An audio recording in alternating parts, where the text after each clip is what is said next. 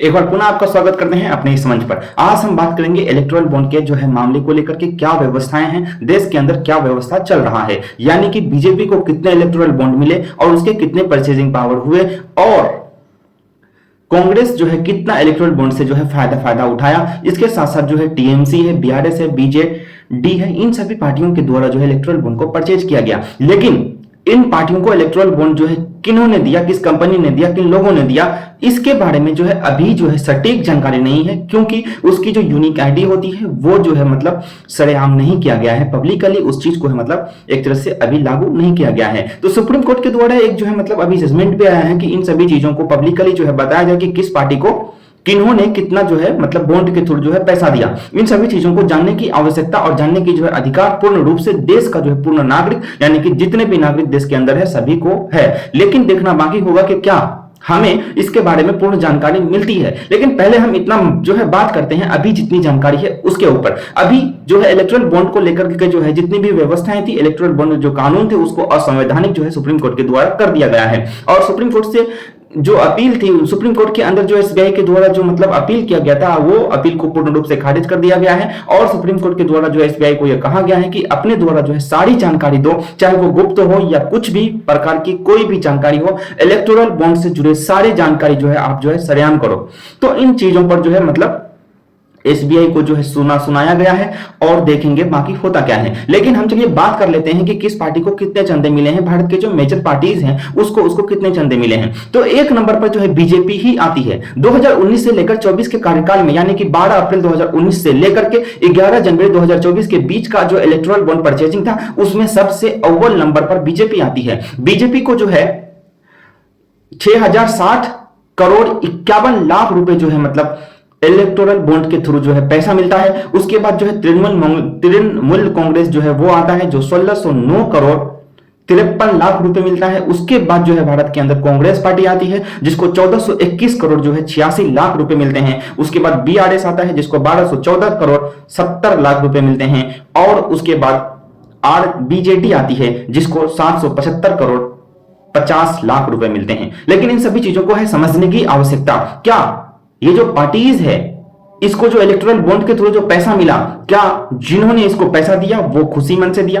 तो ऐसा मैं नहीं कह सकता कि खुशी मन से दिया, क्योंकि इसके पीछे ईडी सीबीआई की जो है मतलब जांच है, कार्रवाई है, जिसके ऊपर जो है कार्रवाई किया गया, जिसके ऊपर जांच बैठाया गया, उसके द्वारा जो है इलेक्टोरल बॉन्ड को परचेज किया गया। और जब इलेक्टोरल बॉन्ड को परचेज किया गया तो उसकी क्या हुई, जांच रुक गई। ईडी के द्वारा जो उसका जांच था, कार्रवाई जो करी जा रही थी उसको रोक दिया गया। तो ऐसे में फ्यूचर गेमिंग कंपनीज जो है उसके द्वारा जो है 1366 जो है बॉन्ड लिया गया और उस बॉन्ड की कीमत 1366 करोड़ थी। लेकिन पूर्ण रूप से ये आप दावा नहीं कर सकते कि इस बॉन्ड की जो है मतलब पैसे किसके पास गए, लेकिन एक संभावना जताई जा सकती है, क्योंकि इन सभी जो फ्यूचर गेमिंग जो कंपनी है उसके ऊपर जो है मतलब छापा पड़ता है। उसके बाद जो है मतलब बॉन्ड को जो है परचेज किया जाता है और उसकी जो है छापा भी रुक जाती है। इसी के साथ साथ जो है मेगा इंजीनियरिंग जो है उसके ऊपर भी मतलब एक आरोप लगा था, जिसके बाद वो जो है 11 अप्रैल 2023 को 100 करोड़ रुपए के जो है बॉन्ड खरीदते हैं और जो है 100 मतलब उसके ऊपर जो है 100 करोड़ रुपए के बॉन्ड खरीदते हैं।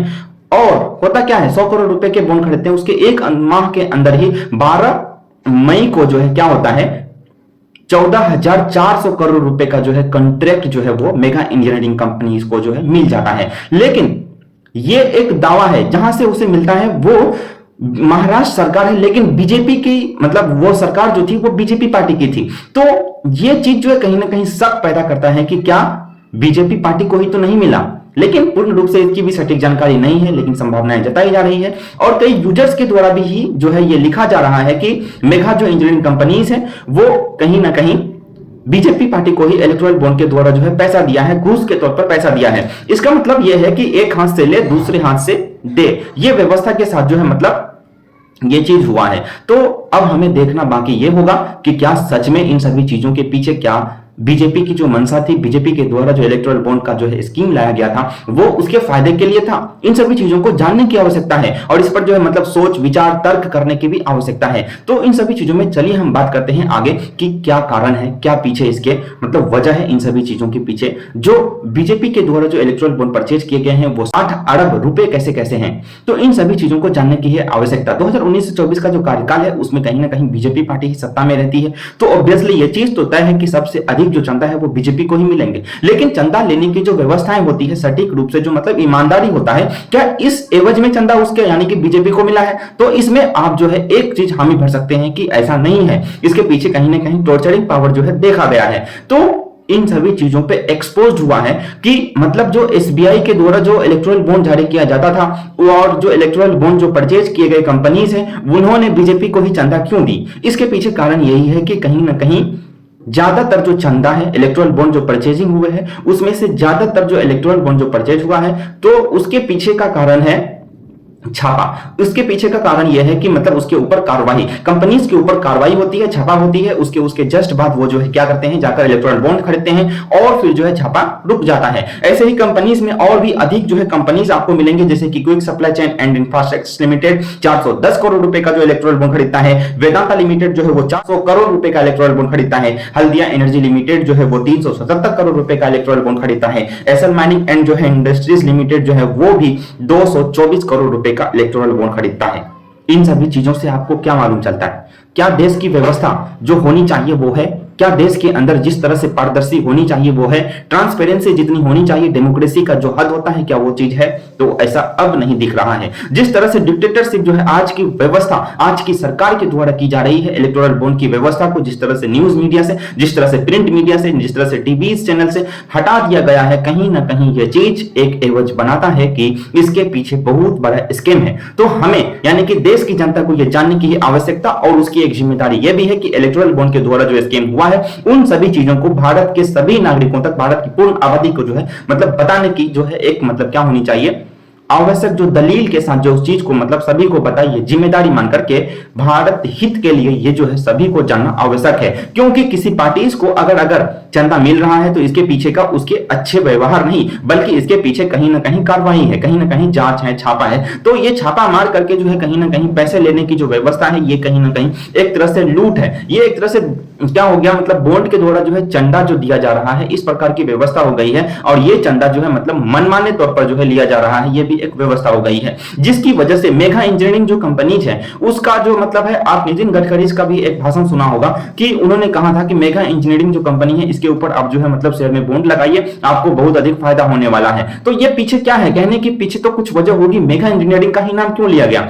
क्योंकि इसके पीछे कारण यह है कि कहीं ना कहीं फायदा बीजेपी को पहुंचा है। इन सभी चीजों पे तर्क वितर्क के साथ हमें और देश के पूर्ण नागरिकों को सोचने की है आवश्यकता। लेकिन जिस हद तक चंदा के द्वारा 6060 करोड़ रुपए से भी अधिक जो है इलेक्टोरल बॉन्ड से जो है पैसे बीजेपी को मिले, कहीं ना कहीं ये जो परसेंटेज है वो कहीं ना कहीं बहुत अधिक है। 50% जो है मतलब इलेक्टोरल बॉन्ड से फायदा किसको हुआ? इलेक्टोरल बॉन्ड का जो है मतलब जितना भी पैसा है उसका 50% जो है पैसा कहीं ना कहीं बीजेपी ही अपने हाथ में लिया, बीजेपी को मिला। इसके पीछे क्या कारण है? कारण यह है कि मनमानी किया गया है, कारण यह है कि सीबीआई का उपयोग किया गया है, कारण यह है कि ईडी का उपयोग किया गया है। जितनी भी और भी संस्थाएं हैं जो मतलब जांच वगैरह करती है, उसके हस्तक्षेप के बाद ही कहीं ना कहीं ये चीज हुआ है। ये जो व्यवस्थाएं बनी है इलेक्टोरल बॉन्ड के द्वारा जो बीजेपी को सबसे अधिक पैसे मिले हैं, इसके पीछे का कारण यह है कि राजनीति की जो व्यवस्था होनी चाहिए उसके जो व्यवस्थाएं थी उन सभी चीजों में कुछ शिथिलता आई थी